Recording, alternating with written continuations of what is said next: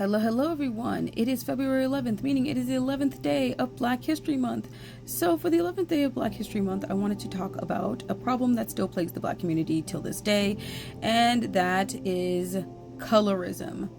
Now, as we all know, colorism is rooted in slavery, where lighter-skinned Africans were preferred to the darker-skinned Africans, because more often than not, the lighter-skinned Africans were the legitimate offspring of slave owners, so they were favored and they were given special privileges like being made to work in the house instead of out in the fields. They were also more accepted because of their Eurocentric features, thus making being light an asset to enslaved Black individuals, because they were deemed to be superior and treated better than their darker-skinned counterparts. But colorism isn't just rooted from slavery, it's rooted in pretty much every single part of the world. There are many parts of the world, especially Asia, where if you have dark skin, you are considered to be inferior. In Asia, if you have dark skin, it's considered that you are lower class because you have to work outside, and those who are upper class do not. So sadly, this kind of rhetoric seems to be a product of time itself. It seems to be something that has always been prominent in every community, not just the Black community.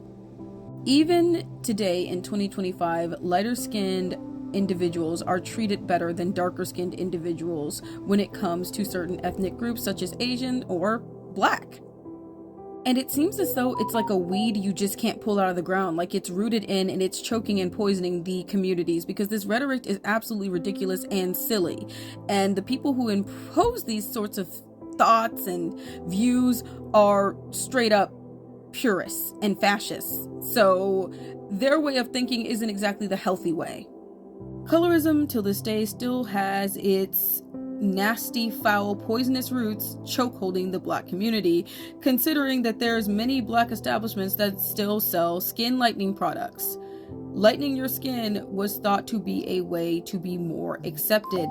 Let's not forget about the oh-so-ridiculous paper bag test, where certain individuals could get into certain places if their skin matched a paper bag. Emancipation didn't even stop this kind of harmful rhetoric and thinking. I think as a Black community, we should learn that we all come from the same place and that we all are beautiful. Light skin should not make someone superior. Dark skin should not make somebody inferior. As a matter of fact, this kind of thinking is what caused the war between the Hutus and Tutsis, and that's still going on till this day.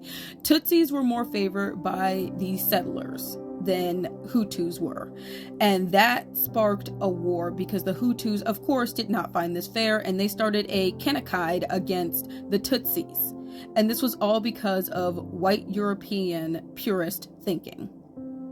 Let me just tell you something. Whether you're light, dark, it doesn't matter. You are still beautiful. All skin is beautiful skin. All skin is good skin. If you're a Black woman suffering with insecurities because of, colorism, I want you to know that I come from the same place. I used to slather sunscreen on myself as much as possible and stay out of the sun. I actually favored myself when I was lighter, and I hate myself for this now. But it comes from the environment I was raised in. I lived down south for a bit and actually never experienced anything like that until I moved up here, and I got comments that I looked better lighter, so I would do everything in my power to keep my skin light. However, when I grew up and started thinking more about my racial identity and how I had whitewashed myself to fit in society, which I feel as though a lot of Black people resorted to, especially back in the day where I'm from, because that was literally the only way to survive.